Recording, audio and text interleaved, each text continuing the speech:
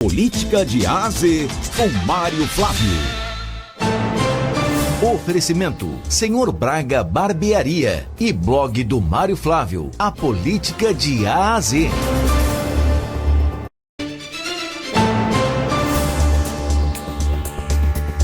Mário Flávio, aniversariante do dia, está aqui, né? Curtiu muito as trilhas, né? Lembrou muito o passado, não é, Mário Flávio? Bom dia. Bom dia. Bom dia, Mário. Parabéns, Mário. Aprovada? Valeu, Vitor, Renata. Valeu a todos que mandaram mensagem já hoje pela manhã. Olha, eu confesso a vocês que a gente ontem, né, foi pra avenida, né, trabalhar com aquela expectativa de público, né? E até umas 3 horas da tarde a gente tava bem duvidoso, né, sobre a história do público, porque parecia que não ia vingar. De repente, encheu a avenida, né? E foi aprovado totalmente. O projeto, acho que abrem brechas aí para outras trilhas até, né? Porque ontem um diferencial é que dessa trilha ontem foi toda financiada pelo poder público, né? Não teve cobrança de kit, não teve cobrança de cordão de isolamento, como eram as trilhas antigamente. Esse foi o grande diferencial para mim. Então talvez a manutenção da trilha... o patrocínio da Casa de Aposta, né? Sim, mas esse patrocínio que proporcionou, né, que a trilha fosse de graça para o povo. É isso que eu tô querendo dizer. Porque as outras trilhas você pagava... abadá, né? Não era nem abadá, porque você pagava um crachá, que dava acesso, aí você... Não era nem bem um crachá, você fazia, por exemplo, que a guerrilha, os homens que fossem fantasiados de mulheres, eles davam uma espécie de um recorte e você colocava na sua roupa, porque não ia todo mundo vestido de mulher. É verdade. Aí você fazia esse recorte e colocava lá. Era o seu acesso ao cordão de isolamento era isso. Não era pulseira, não era abadá, não era nada. E depois, a Piradrilha, né, que foi a primeira trilha patrocinada, digamos assim, ela tinha esse tipo de acesso como as trilhas dos colégios, né? Teve 2 colégios aqui que lançaram trilhas, que foi o Dimensão Trilha, Colégio Dimensão, eu acho que nem existe mais, e outro colégio aqui da cidade. E aí esses colégios passaram a ter trilhas, e a gente entrevistava até o coordenador das trilhas na época, que era o Marcelo Kumaru, ontem ele disse que eram 12 trilhas, foi o ápice, né? Foram 12 trilhas por ano. As 12 eu acho difícil de ter, mas eu acho que pelo menos umas 2 ou 3 dá pra gente ter tranquilo no São João. E a prova ontem disso, veja, a gente estava ontem com as trilhas sendo realizadas lá, como você disse aí há pouco, muitas famílias, a Avenida Agamenon lotada, também tem que ter uma atração de peso, não adianta você querer ser só nostálgico, né? Porque a prova é que os primeiros trios levaram uma quantidade de gente interessante, mas a Cláudia Leite foi que arrastou mesmo a multidão.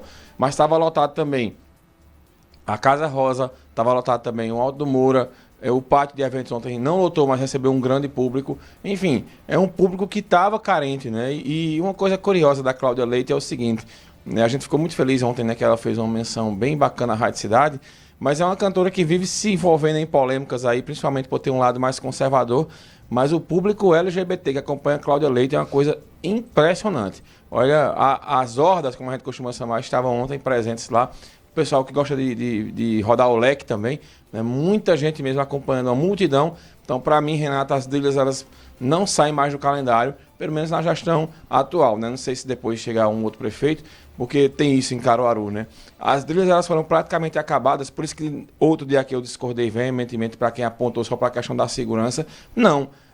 Um movimento político acontece por vontade política. Se o prefeito que estiver no poder ou a prefeita quiser acabar, ele acaba. E se quiser retomar, ele retoma. O que eu disse lá atrás, quando até discordaram aqui de mim, umas 3 pessoas aqui da rádio, não foi por questão de segurança. Foi só isso, não. Foi a narrativa utilizada. A narrativa utilizada foi a questão de segurança, mas por uma vontade política de quem queria na época, que foi o ex-prefeito Zé Queiroz, que não tinha simpatia por a dele ser o movimento talvez mais forte do Tony Gel, que era o antecessor dele, e aí ele praticamente forçou que a Adrilha saísse da Agamenon e fosse para outro lugar, e o pessoal não quis fazer.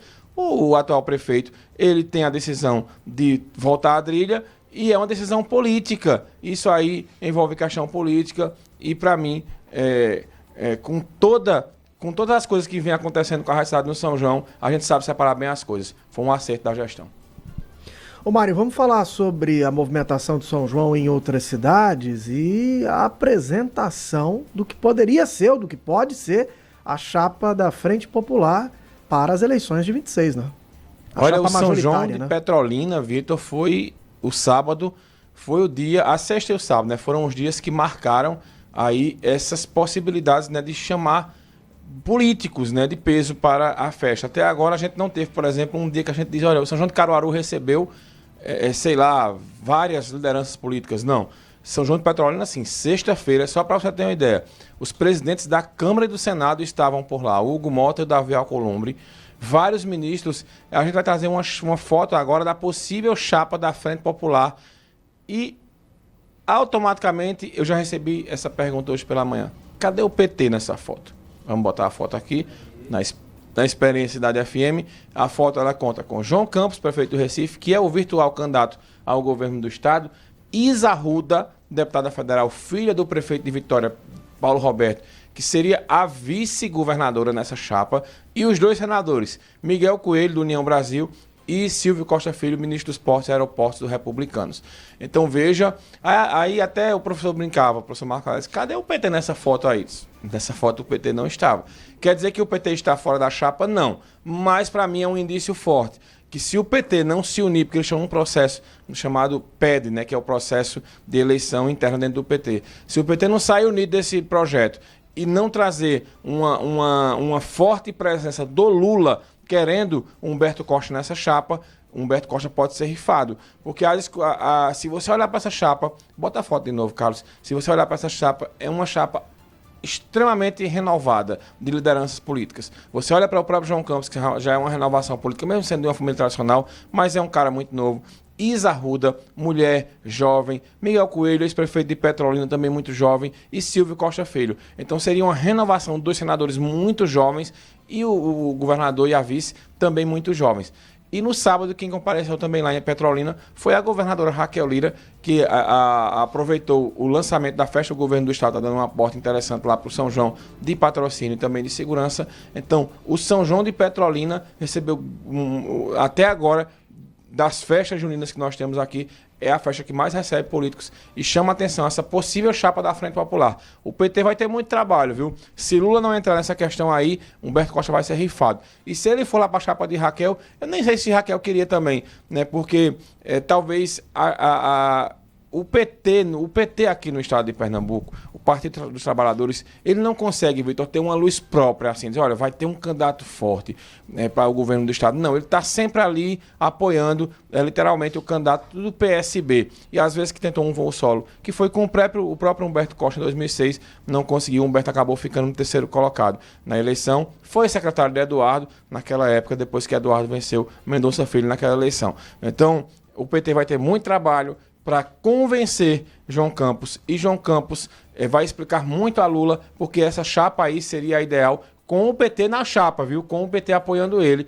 E aí Humberto Costa talvez fosse candidato a deputado federal. Enfim, vamos esperar. Mas eu ainda acho que o nome natural do PT ao Senado é Humberto Costa. Agora, para convencer um desses aí da foto, que não vai estar na chapa, vai dar trabalho. Mário Flávio, muito obrigado, hein, Mário? E só para a gente encerrar, Vitor, repercute bastante, vocês podem falar mais sobre isso com o professor Marco Aurélio já, porque a gente não se encontrou de sexta-feira para cá, aqui dentro do Manhã Cidade, a prisão e soltura do ex-ministro do Turismo Gilson Machado Neto, que foi o assunto da sexta-feira, né? A gente vai brincar, fica rico, fica pobre, né? Porque a alusão àquela frase de Chicó, porque o ministro foi preso e no mesmo dia foi solto.